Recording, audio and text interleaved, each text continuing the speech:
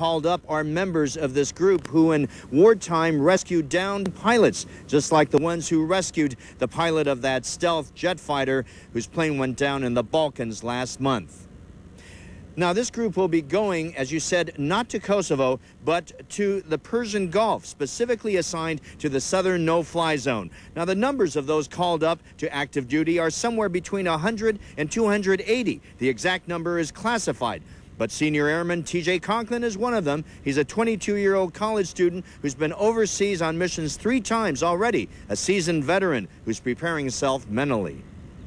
Basically, we take care of each other and keep a high profile, actually not high profile, low profile, and be comfortable with our surroundings, and I think just high SA, situation awareness. So this group, Pete, is actually being called up to help back up similar units stationed in the Persian Gulf who have been moved to cover the Kosovo crisis. Now, we don't know exactly when they will be leaving because that is classified, but we are told it will be sometime soon. Back to you, Pete. Vic Lee at Moffett Field. Thanks, Vic. Well, if you're fed up with paying the highest gasoline prices in the country. There was non-stop activity at Moffett Field today as the 129th Rescue Wing of the Air National Guard got the word to get ready for combat duty. In all, about 280 rescue and aircraft maintenance personnel will be deployed from various units. It is a change of way of life.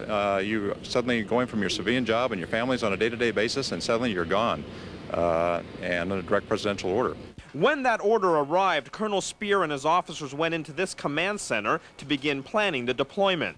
The Air National Guard is under wartime security mode and will not give out exact details of the missions, but KTVU did learn the first groups deployed from Moffett Field will not go to the Kosovo conflict itself, but to the Persian Gulf area, apparently to rescue any pilots shot down during encounters with Iraq. At this point, even those being deployed don't know where they're headed.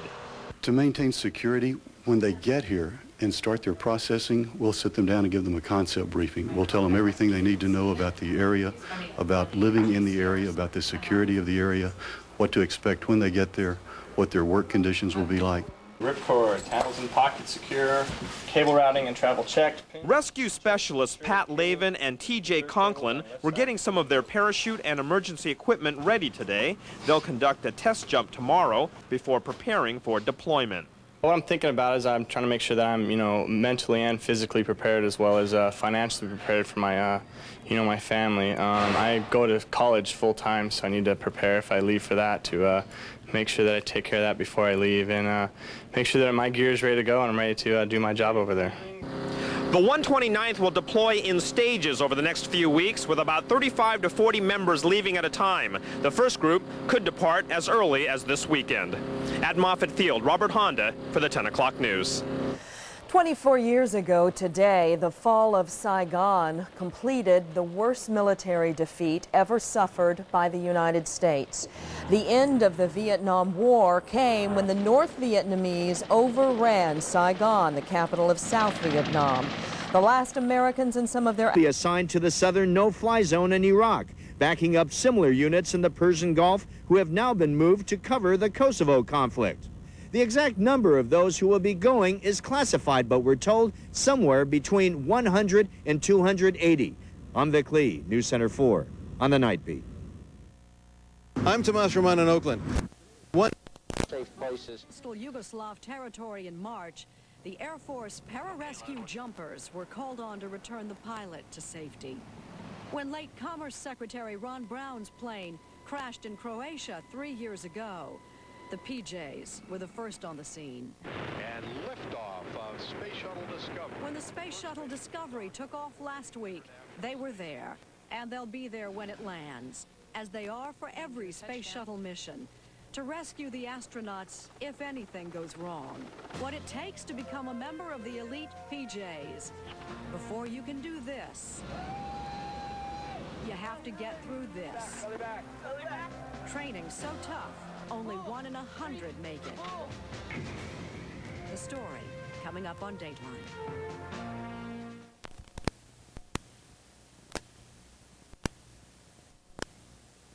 They're the best rescuers in the world.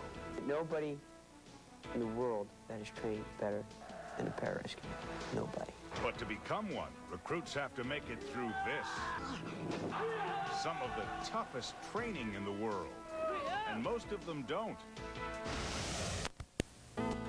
From our studios in New York, here again is Stone Phillips.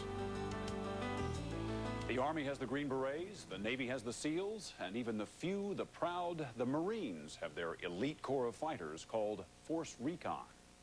But if these units get in trouble, they call on the best rescuers in the world, the Air Force Pararescue Jumpers.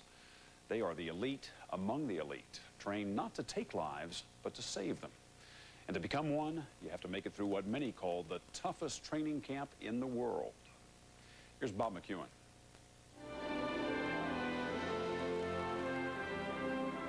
Sergeant, the definition of teamwork is a group of individuals working together to achieve a common goal while putting aside personal desires and comforts for that team, Sergeant. It is the creed they pledge to live by, even to die for. In a cynical world that often questions dedication to things like duty, honor, and self-sacrifice, these men are the true believers. If you don't work as a team, you won't make it here. But what sets this elite group of U.S. Air Force recruits apart is the job they're being trained for. Would you rather go out and take a life, or would you rather risk your life to saving them? Personally, I'd rather risk my life to saving them. Last man, let's go! Let's go! Because what these men want, most of all, is to become what are known as PJs, members of the most exclusive unit in the American Armed Forces. Stand by, flaps. Their job description? Rescue and recovery specialists. But don't mistake them for the local ambulance corps, because when you're saved by the PJs, you're getting help from above. They're going. In the air. All right, I got 1, 2, 3, 4, or 5 jumpers. PJs are para-rescue jumpers who pride themselves on being the most highly skilled, best equipped, and exquisitely prepared force on the face of the earth. Yeehaw! You are the best trained man on this planet. Plain and simple. Nobody in the world that is trained better than a pararescue. Nobody. Though you may not have heard of them by name, the PJs have played a significant role in hundreds of daring missions you have heard about. Rescuing downed pilots and injured combat troops from Vietnam to Desert Storm. They were the ones sent to save wounded Americans ambushed in the streets of Mogadishu, Somalia. And most recently, the perilous recovery of a U.S. airman after the crash of his stealth fighter behind Yugoslav Army lines. Go! Ramp the pilot. Second PJ's on the way. And even Hollywood's depicted their heroism, rescuing the first family in the hit movie Air Force One. You're next, sir! In fact, it's the PJ's motto, to be first there, that others may live. I want to be a pararescue. Out of the sky to save you. Jump! Out of the sky to save you. But the process of becoming a member of this fearless fraternity is long and often painful. The 18-month training program is one of the most physically and mentally demanding in any military anywhere. No excuses, gentlemen! Here, they pay with sweat. Because out in the battlefield, sweat here equates to less blood out there. Mosier! And to say they're selective is an understatement. Compared to their counterparts, the Navy SEALs, which number in the thousands, the Air Force has only 275 active PJs. Why so few? Not everybody wants to come out and risk their life to save another. They're happy with their home life. They're happy with their 9-to-5 job. They're happy with complaining that the dog does the wrong thing or the cat goes in the corner. Or, they're happy with that. They're content. Pararescuemen are content with putting their life on the line for someone else. It's the ultimate job that's not for everyone. Correct. In fact, a lot more want the job than ever actually get it. Only one of every 100 hopefuls will make it to the end of training and become a PJ. But despite those odds, each of these trainees is convinced that one will be him. It's just statistics. I'm going to make it through. I don't look at the stats. Airman Aaron Butler is 18 years old and entered the PJ training program right out of high school, as did Roman Lopez. People ask me, all throughout high school what I wanted to do, and it never changed once. It's like I want to be a pararescueman. Punch that chest out like you're proud to be here. But other recruits have come from elsewhere in the U.S. military, like Brian Jackson. He was an Air Force medical technician when something told him his rightful place wasn't in the lab, but out in the field with the PJs. Come on, Jackson, go, go! I know it's where I belong. I know I'm going to make it. The annual salary starts around $30,000 a year, but these are not soldiers of fortune. So what does drive prospective PJs to push themselves to the limit and beyond? The answer may be as inscrutable as their battle cry, hoo-yah. Is there any place you can go to find a definition of hoo-yah? Right here at the school. Depends on which person you ask what a definition is. What's your definition? Mine would probably be, thank you might have another. Moser! 25-year-old Brian Mosier knows something about military life. He left the Marines after 5 years to try to become a PJ. It was a great brotherhood, and I liked it as soon as I walked in the door. And 30-year-old Airman Stephen May has been in the Air Force for 10 years. In fact, he's tried and failed to make the PJs once before. 3.5 years ago, you went through this. Yes. How did that end? Very short. It lasted 2 weeks. Go! Faster, May! Yes, sir! But this time, Airman May is just days away from surviving what even the instructors say is the hardest part of the entire 18-month PJ program. The first 10 weeks. The Air Force invited us to come along and discover why it is so hard to find men who have the right stuff to be PJ. Because before they can jump from the heavens, they've got to spend 2 months of hell in the indoctrination course here at Lackland Air Force Base in San Antonio, where on the average, 80% of PJ trainees drop out. Carry on. As implausible as it may seem for the moment, I'm a new trainee. It's my first day here. You're my drill instructor. What do you tell me? Drop. Push up! Let's go! Drill instructors like Sergeant Adam Pope preside over the daily grind of building strength and confidence through physical pain and verbal pressure. Are you quitting? Pope says his role is to be the chip on the shoulder of every recruit. My job is to bring the best out of each student. Is it to weed out the weak, to separate the weak? I don't from weed the them strong? out. They weed themselves out. The course weeds them out. The trainees are up before the sun, looking forward to a nice, refreshing shower. Then a little exercise to get the heart pumping.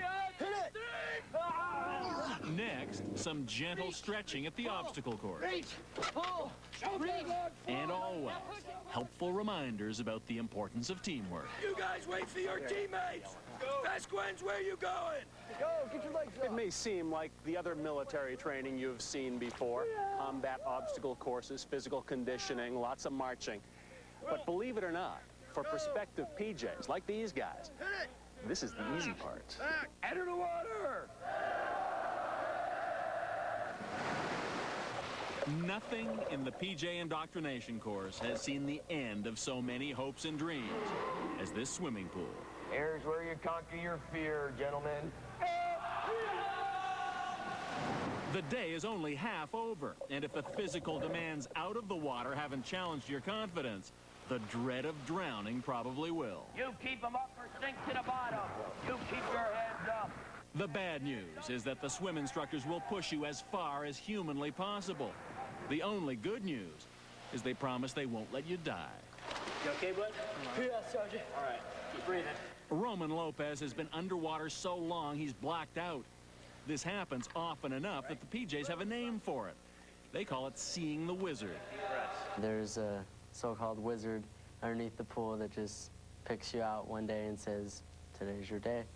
I didn't know that stuff. It might seem like cruel and unusual punishment, but one of the PJ's most frequent areas of deployment is at sea, often under hostile or turbulent conditions, which is why learning how to survive in the water, under stress, is the heart of basic training. What's your problem, Hell French? Breathe through your mouth! Breathe through your mouth! But it's more than just training them how and when to breathe. They must also learn to confront their toughest adversary, themselves. Watch this recruit. After nearly passing out in the pool, he finds himself at the crossroads of his whole career. You have two choices, train or find a new job. Will he stay or will he go? Okay, Sergeant. Incredibly, for most of these men, in the peak of condition, in the prime of their lives, the answer will be simple: quit. Airman May's class began 9 weeks ago with more than 60 trainees. Now he's one of only 5 who remain. What was the problem the last time around for you? The water. What do you mean? The water.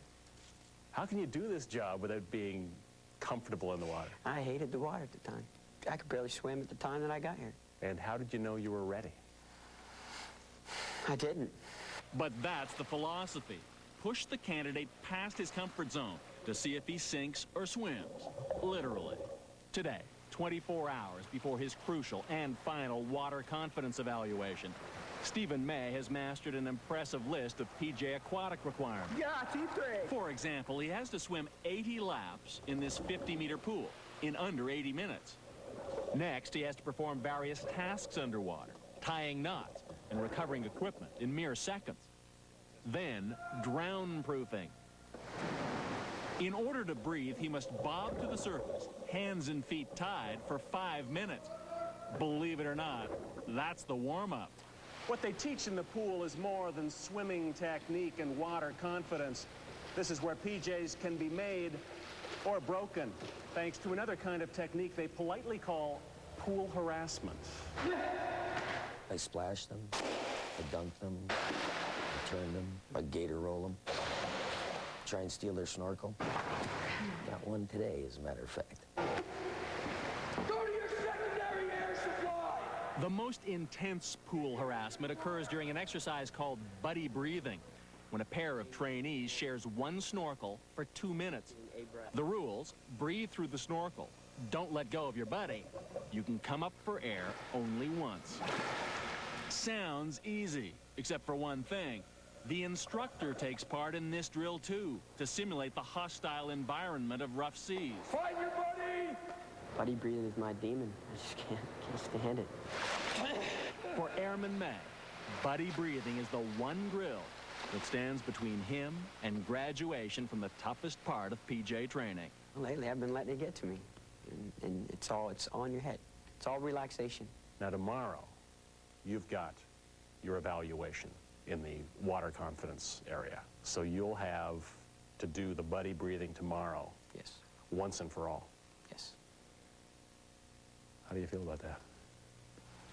Fine. I'm going to go home and do some soul searching. The next morning, Stephen May finds himself just hours away from realizing his dream, moving on into the PJ pipeline. A year more of training in things like scuba diving, mountain climbing, emergency and combat medicine, not to mention the parachute jumps. Hoo-yah. After this school, all the fun begins. But first, he has to pass buddy breathing, somehow conditioning his mind to stay underwater for 2 minutes, whatever the instructor does to him. That's his nemesis. He knows it. I know it. He's got to conquer it. Lopez and May, enter the water. Enter the water, Sergeant. 2 minutes full harassment. You ready? Go!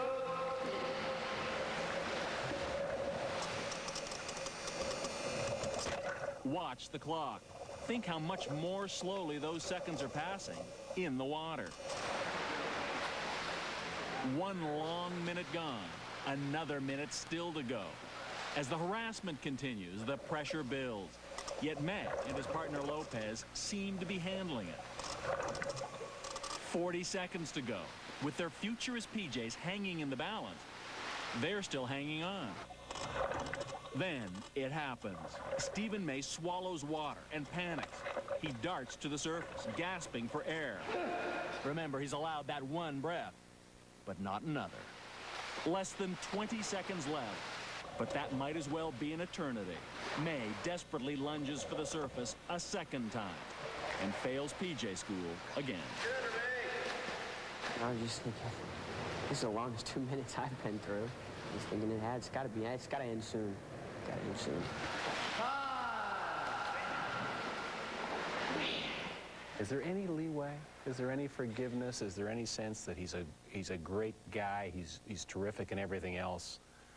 This is just one part of it. No, you must be the total package. You can't not have one. Doesn't matter how much he wants it.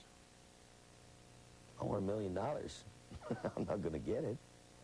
In fact, for PJ candidates who don't make the grade, the cost is having to face the reality they never allowed themselves to consider, that after all of this, they might not become para-rescuemen.